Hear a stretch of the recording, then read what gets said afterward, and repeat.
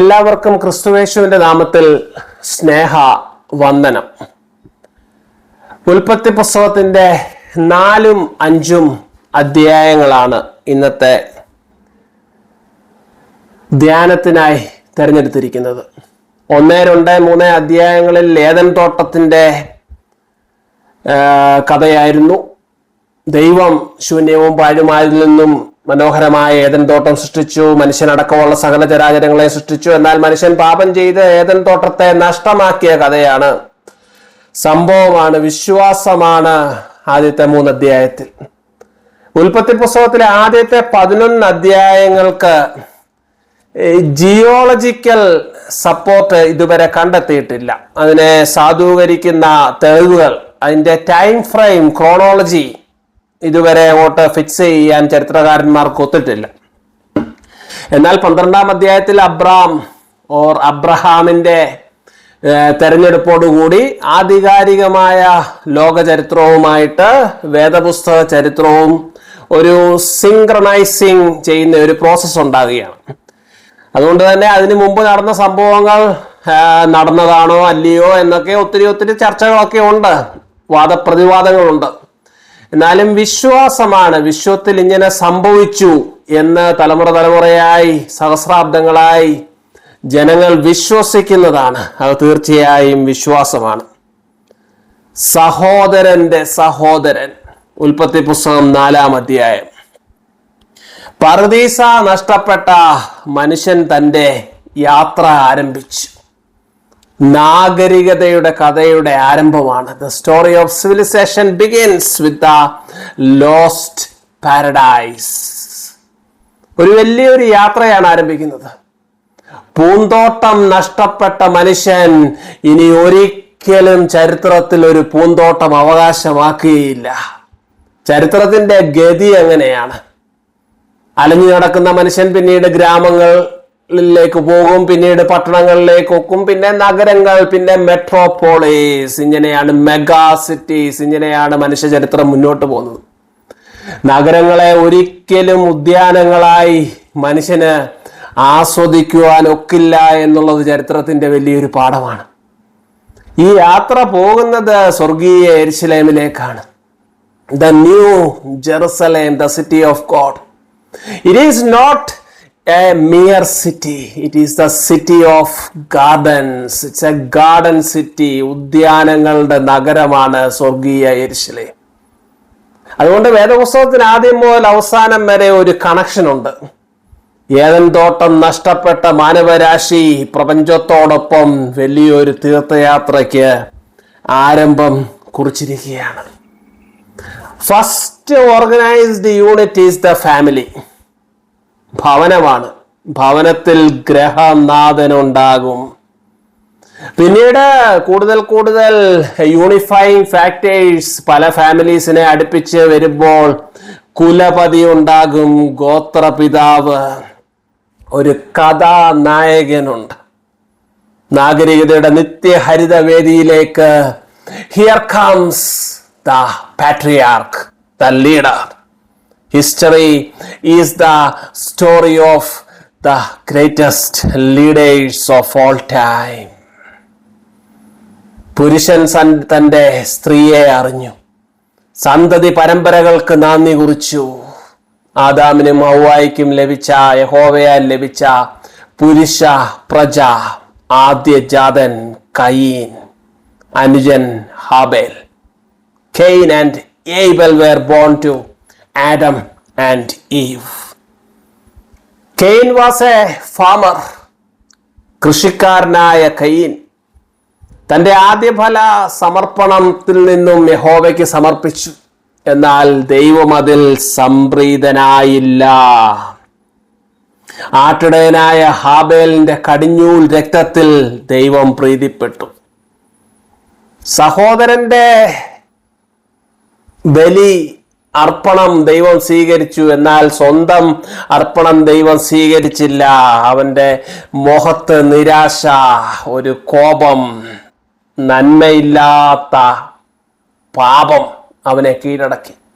പ്രസാദം നഷ്ടപ്പെട്ടു. ദൈവം വാൺ ചെയ്യുന്നുണ്ട്, ഇതാ പാപം നിന്റെ പടിവാതിൽക്കൽ കിടക്കുന്നു, അതിന്റെ ആഗ്രഹം നിന്റെ മേലാകും. Lead us not into temptation, but deliver us from the evil എന്നൊക്കെ യേശുക്രിസ്തു കർത്തൃപ്രാർത്ഥനയിൽ പഠിപ്പിക്കുമ്പോൾ പാപം നിന്റെ പടിവാതിൽക്കൽ തന്നെ അന്നും ഇന്നും എന്നുമുണ്ട്. അതിൻ്റെ ആഗ്രഹം നിന്റെ മേലായിരിക്കും. കൃഷിഭൂമിയിൽ സഹോദരന്റെ രക്തം ചൊരിയപ്പെട്ടു. ആദമിനോടും ഹവ്വയോടും ദൈവം ചോദിച്ച ചോദ്യം നീ എവിടെ എന്നായിരുന്നു. പാപം ചെയ്ത് വിലക്കപ്പെട്ട കനി കഴിച്ചതിന് ശേഷം നീ എവിടെ എന്നായിരുന്നു മാതാപിതാക്കളോട് ചോദിച്ച ചോദ്യം.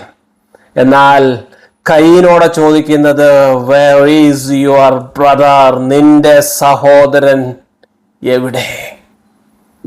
തർക്കുത്തരം പൈതൃകമായി ലഭിച്ച പുത്രന്റെ മറുപടി, ഞാൻ എൻ്റെ സഹോദരന്റെ കാവൽക്കാരനോ? Am I the guard or protector of my brother? എന്ന ചരിത്രത്തിലെ ഏറ്റവും ക്രൂരമായ ചോദ്യം ഉന്നയിച്ചു, അതും ദൈവത്തോടെ. അലഞ്ഞ് നടക്കുന്ന മനുഷ്യൻ സാമൂഹിക ജീവിതം, സാംസ്കാരിക ജീവിതം ആരംഭിക്കുന്ന ഒരു നിമിഷമുണ്ട്. താൻ വേട്ടയാടിയ ഒരു മൃഗത്തെ സ്വയമായി ഭക്ഷിച്ച് ബാക്കി കളയാതെ അതിനെ കഷ്ടപ്പെട്ട് ബന്ധപ്പെട്ട് ഗുഹയിലേക്ക് കൊണ്ടുവന്ന് തൻ്റെ സുഹൃത്തുക്കൾക്കും തൻ്റെ പ്രിയപ്പെട്ടവർക്കും ഒക്കെ കൊടുക്കുന്ന ഒരു നിമിഷം. അവിടെയാണ് സംസ്കാരം ആരംഭിക്കുന്നത്. സ്നേഹത്തിൻ്റെ, കരുതലിൻ്റെ, മാനവരാശിയുടെ സംസ്കാരം ആരംഭിക്കുന്നത് അവിടെയാണ് ഈ ചോദ്യം വരുന്നത്. വേദപുസ്തകം വളരെ ദാർശനികമായ ആ ചോദ്യം അന്നും ഇന്നും എന്നും ചോദിക്കുകയാണ്, where is your brother?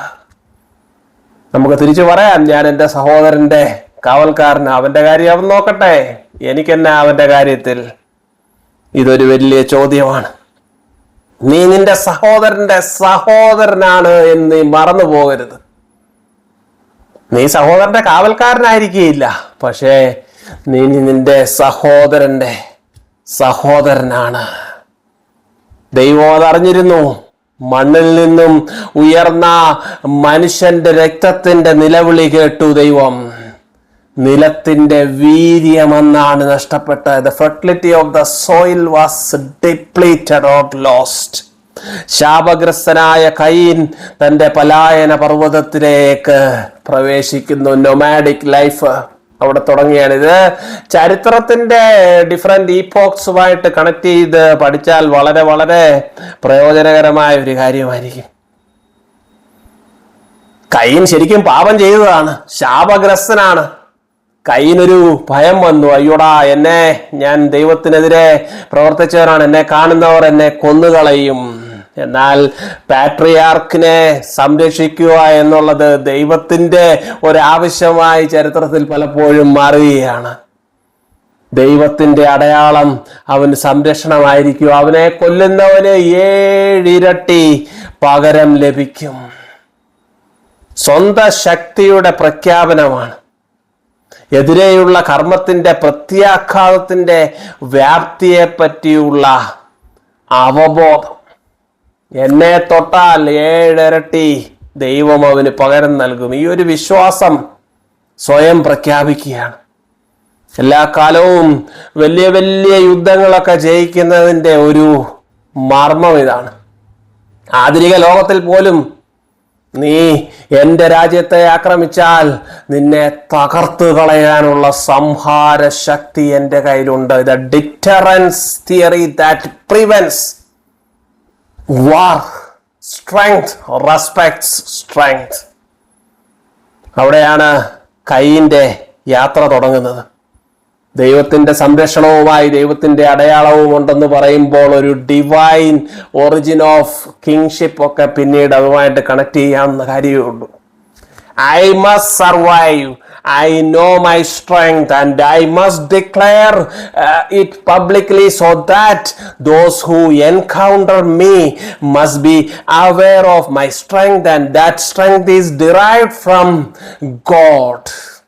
And that is how Patriarch Cain begins his journey. അലഞ്ഞു നടന്ന കായിൻ പിന്നെ സെറ്റിൽഡ് ലൈഫിലേക്ക് പോവുകയാണ്. ഏദൻ തോട്ടത്തിന് കിഴക്ക് നോദ് ദേശത്ത് ചെന്ന് പാർത്തു. സഹോദരന്റെ രക്തം ചൊരിഞ്ഞ കൈകളാൽ അവനൊരു പട്ടണം പണിതു. മകന് ഹാനോക്ക് എന്ന് പേരിട്ടു. പട്ടണവും അതേ പേരിൽ അറിയപ്പെട്ടു.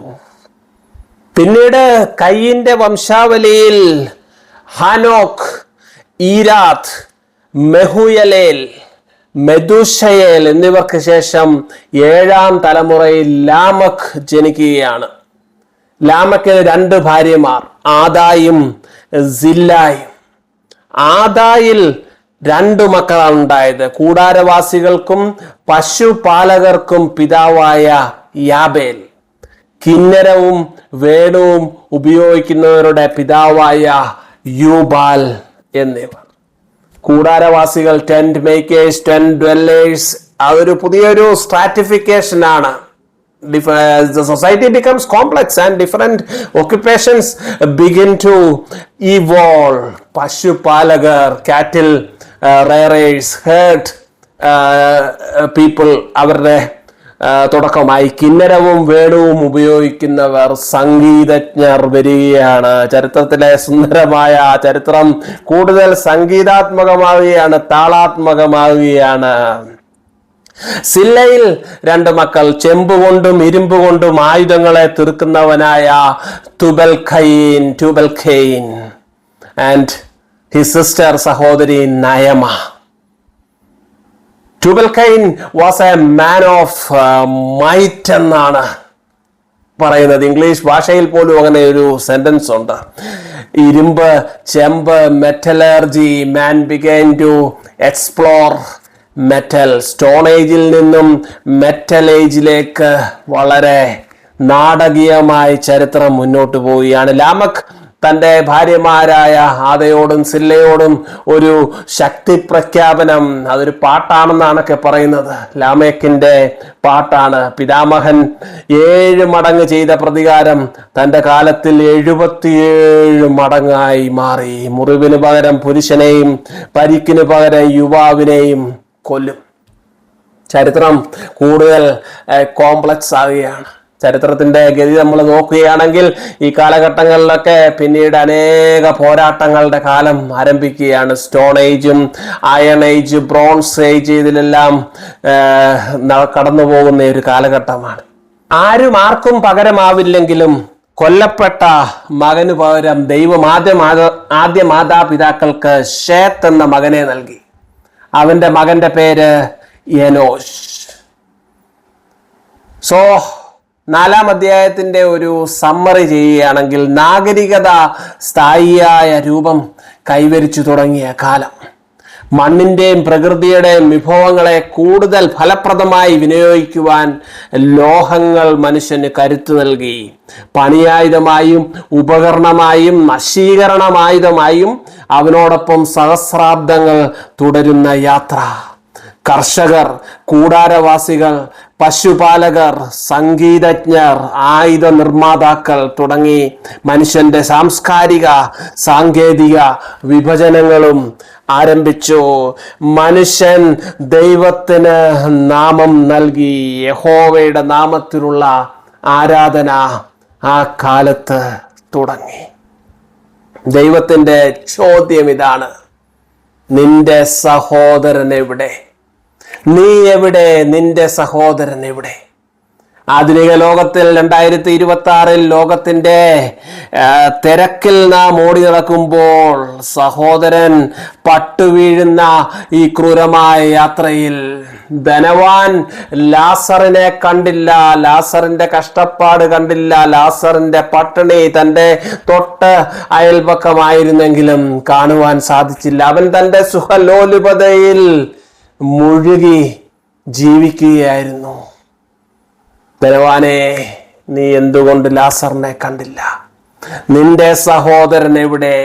ജീവിതത്തിന്റെ ഓരോ മേഖലയിലും ഏതൊക്കെ പ്രത്യയ ശാസ്ത്രത്തിന്റെ പേരിലായാലും നിന്റെ സഹോദരൻ കഷ്ടമനുഭവിക്കുന്നു, നിന്റെ സഹോദരൻ മരിച്ചു വീഴുന്നു.